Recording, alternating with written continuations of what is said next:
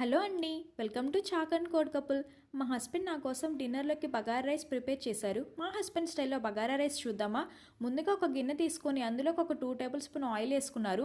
తర్వాత bagara rice packet వేసుకున్నారు.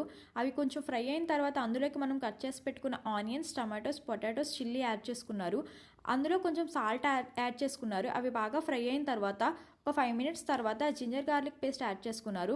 అది కూడా ఒక బాగా ఫ్రై అయిన తర్వాత అందులోకి మనం నానబెట్టుకున్న ఒక గ్లాస్ నార్మల్ రైస్ యాడ్ చేసుకున్నారు.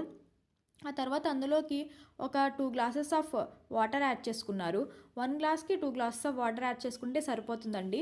ఆ తర్వాత మేము దీన్ని తీసుకెళ్ళి ఎలక్ట్రిక్ కుక్కర్ మీదకి ట్రాన్స్ఫర్ చేసాము. ఎందుకంటే బాగా పొడి పొడిగా వస్తుందని అలా చేసాము. ఆ తర్వాత ఒక 30 మినిట్స్ తర్వాత మన డెలిషియస్ బగారా రైస్ రెడీ అయింది. చాలా టేస్టీగా ఉందండి. మీరు కూడా ఒకసారి మీ ఇంట్లో ప్రిపేర్ చేసుకొని తినండి. Thank you for watching. Video నచ్చినట్లయితే సబ్స్క్రైబ్ చేసుకోండి.